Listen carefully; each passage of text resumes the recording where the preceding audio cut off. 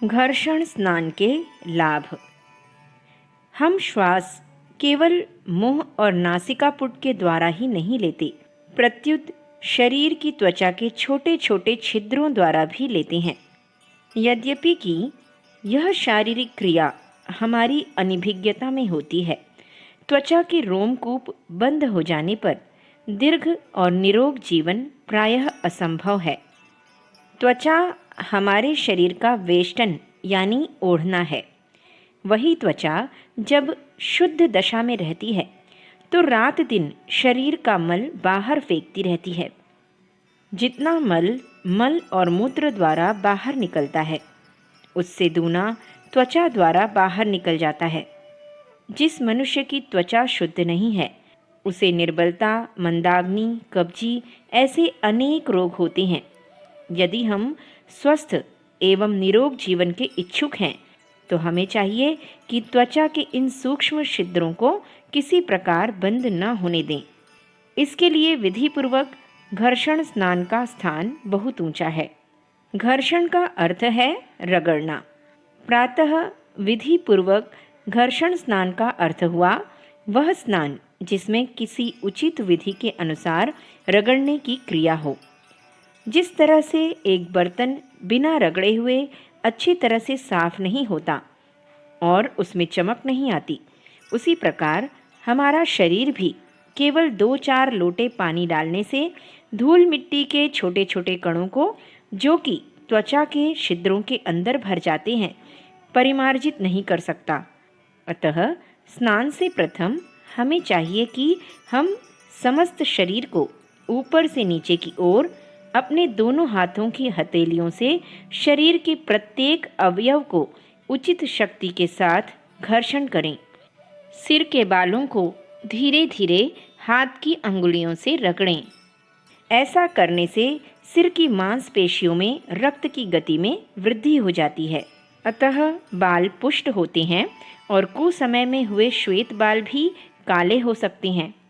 शरीर को रगड़ने की क्रिया किसी छोटे से खुरदरे वस्त्र से भी की जा सकती है, परंतु हथेलियों से रगड़ने की क्रिया अधिक उत्तम है, क्योंकि उसके द्वारा त्वचा के छिद्र तो साफ होते हैं, इसके साथ साथ हथेलियों की रगड़ से एक प्रकार की विद्युत उत्पन्न होती है, जो कि हमारे शरीर में स्फूर्ति एवं नवीन शक्ति का संचार करती है।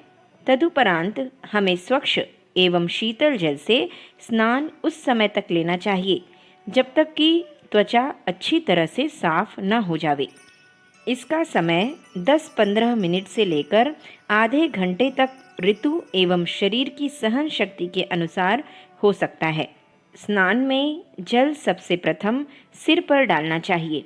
हमें चाहिए कि पेड़ू को ऊपर से नीचे और बाएं से दाएं और दाएं से बाएं एक हाथ से रगड़ें और दूसरे हाथ से लोटे से जल पेड़ू पर डालते जावें।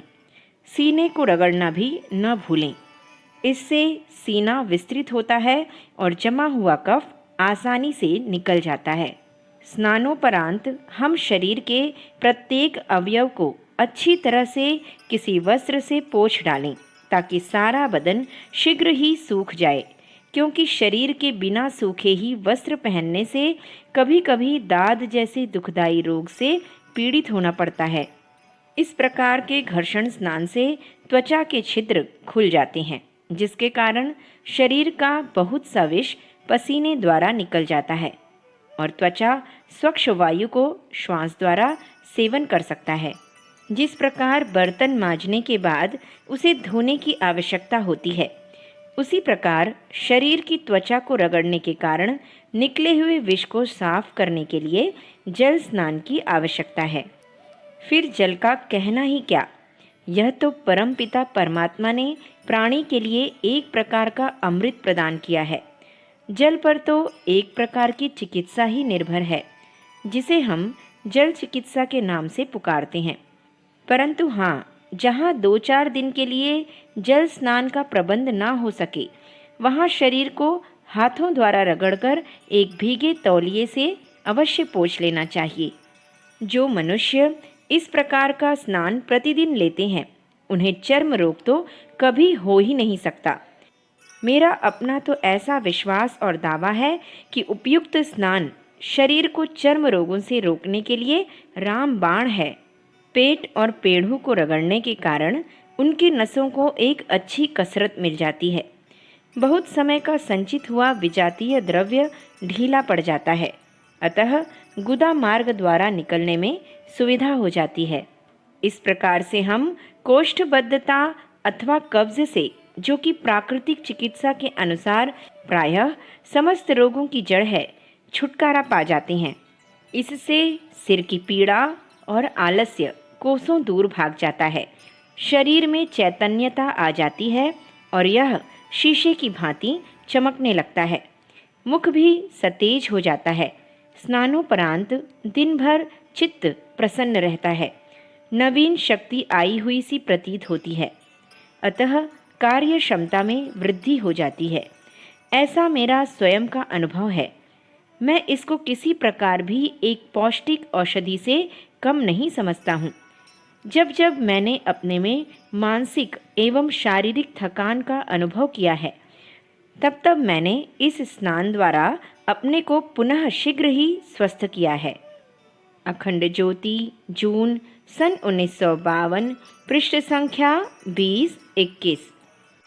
हमारे YouTube चैनल विचार क्रांति दूत अखंड ज्योति पत्रिका को सब्सक्राइब करें एवं अगली वीडियोस प्राप्त करने के लिए बेल आइकन दबाएं। धन्यवाद।